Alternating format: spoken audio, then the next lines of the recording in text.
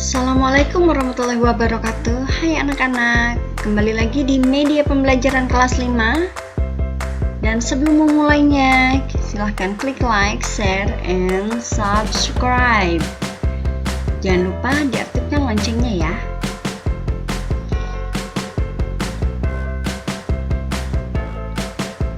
Ya, pada pertemuan kali ini kita akan membahas tema 9, subtema 3.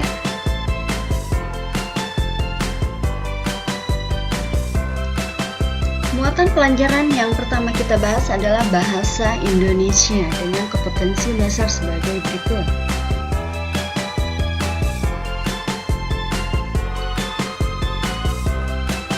Iklan. Iklan adalah sebuah informasi yang bertujuan untuk mendorong, membujuk, atau memberi pengaruh pada halayak ramai atau banyak orang agar tertarik pada barang jasa yang ditawarkan. Anak-anak, perhatikanlah tujuan iklan berikut ini.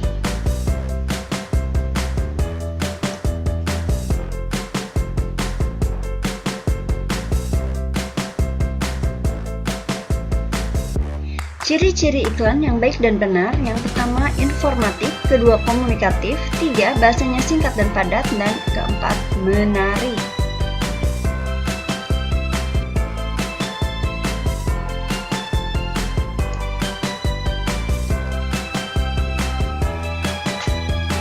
Bentuk iklan pun bermacam-macam.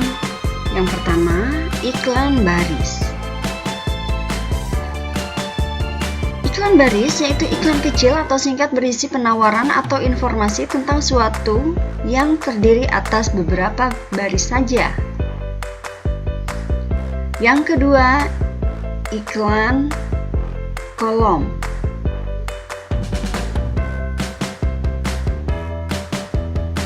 Iklan kolom adalah iklan yang pemuatannya memanfaatkan beberapa bagian kolom dari halaman surat kabar. Berdasarkan isinya, iklan dapat dibedakan menjadi 3 jenis, yaitu 1. Iklan pengumuman atau pemberitahuan; 2. Iklan penawaran atau niaga; 3. Iklan layanan masyarakat.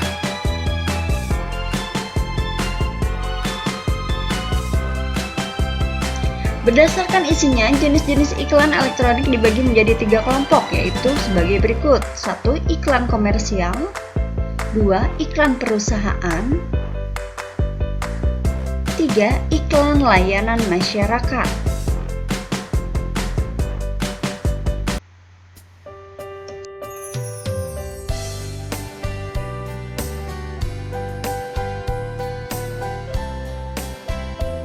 Muatan pelajaran yang selanjutnya adalah PPKN dengan kompetensi dasar sebagai berikut ini.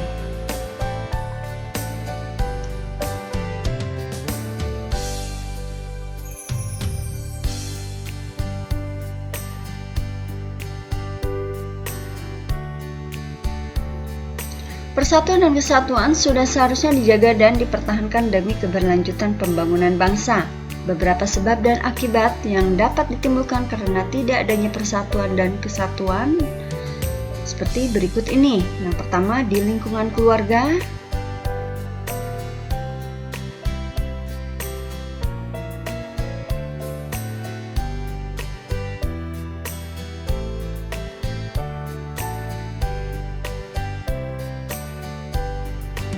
Kedua, di lingkungan sekolah.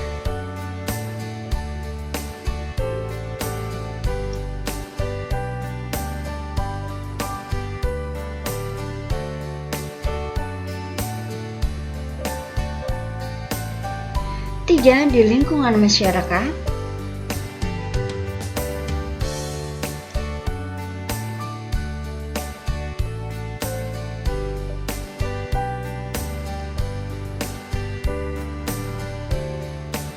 Empat, di lingkup negara.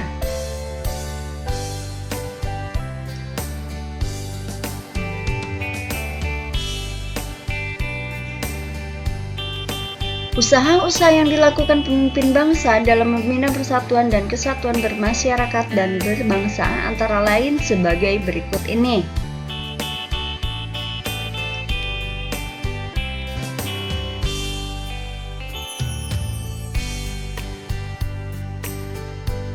Beberapa contoh perilaku yang tidak menjunjung tinggi persatuan dan kesatuan sehingga mengakibatkan tidak rukun antara lain sebagai berikut.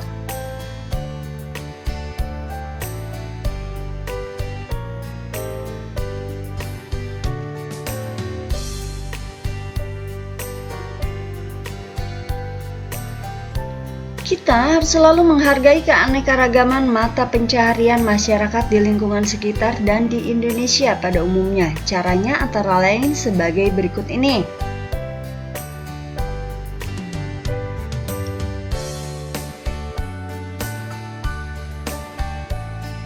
Tahukah kamu bahwa kerukunan adalah suatu perilaku yang mencerminkan adanya saling pengertian agar tercipta perdamaian, persahabatan, dan persaudaraan? Berikut adalah ciri-ciri hidup rukun.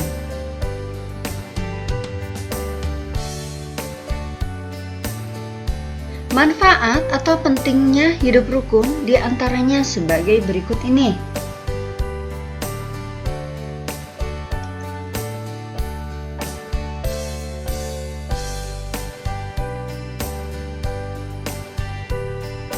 Akibat hidup tidak rukun antara lain sebagai berikut.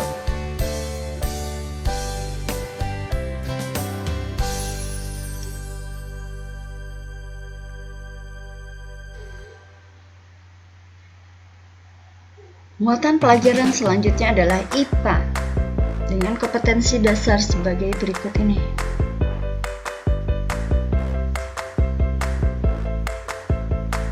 Kamu tentu masih ingat tentang pengelompokan zat menjadi zat tunggal dan zat campuran.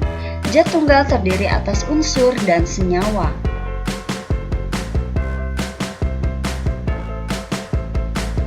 Minuman kopi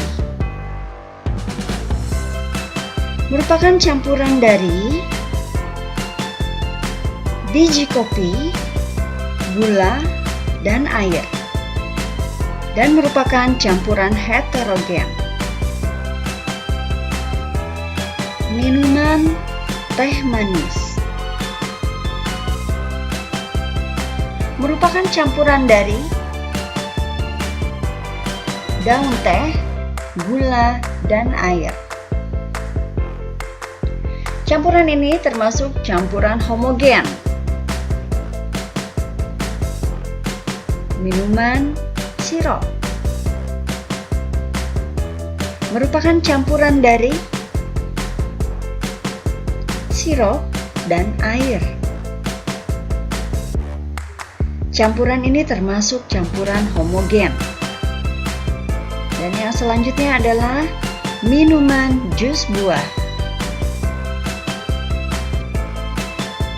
Merupakan campuran dari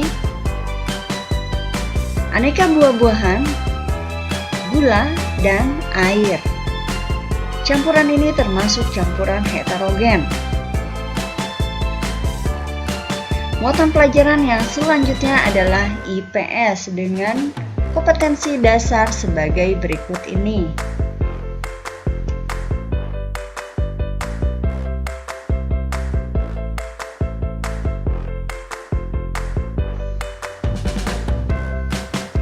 Kegiatan ekonomi adalah suatu kegiatan seseorang, perusahaan, maupun masyarakat untuk memproduksi barang dan jasa maupun mengkonsumsi barang dan jasa tersebut.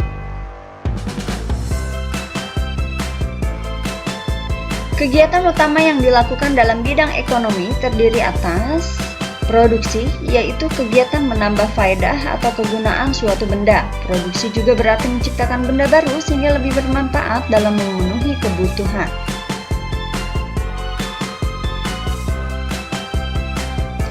Konsumsi adalah tindakan menghabiskan atau mengurangi secara berangsur-angsur manfaat suatu barang dalam memenuhi kebutuhan untuk memelihara kelangsungan hidupnya.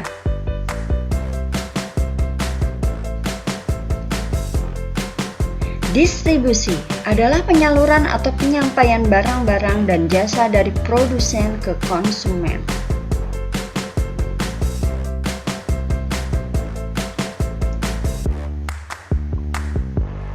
Ketiga kegiatan ekonomi tersebut sangat berpengaruh terhadap kesejahteraan masyarakat. Semakin maju kegiatan ekonomi dalam suatu negara, berarti semakin lancar juga arus peredaran uang, barang, dan jasa untuk memenuhi kebutuhan masyarakat.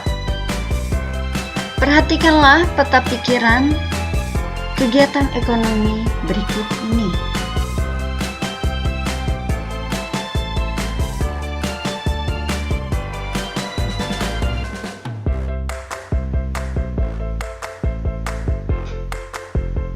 Muatan pelajaran yang selanjutnya adalah SBDP dengan kompetensi dasar sebagai berikut ini.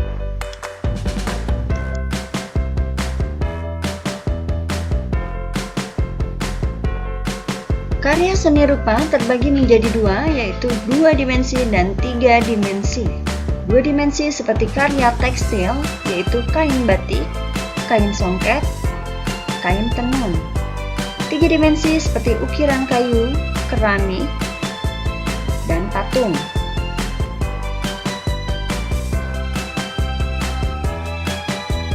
Seni rupa daerah adalah cabang seni rupa. Seni rupa daerah memiliki suatu ciri khas dari latar belakang sejarah suatu wilayah. Oleh karena itu, seni rupa daerah memiliki perbedaan dengan karya seni rupa daerah lain. Karya seni rupa daerah memiliki ciri-ciri sebagai berikut. 1. Bersifat kedaerahan. 2. Dipengaruhi oleh budaya dan latar belakang sejarah suatu wilayah. 3. Corak dan motifnya dipengaruhi oleh kondisi fisik atau geografi suatu daerah. Fungsi karya seni rupa daerah dibedakan menjadi 1. Fungsi individual. 2. Fungsi sosial.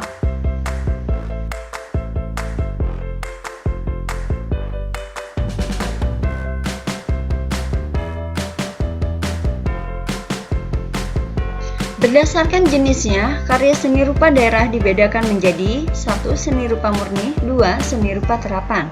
Seni rupa murni adalah karya seni rupa yang mengutamakan segi keindahan tanpa memperhatikan fungsi. Seni rupa terapan adalah karya seni rupa yang mengutamakan fungsi namun tetap memperhatikan segi keindahan. Jawablah soal-soal berikut ini.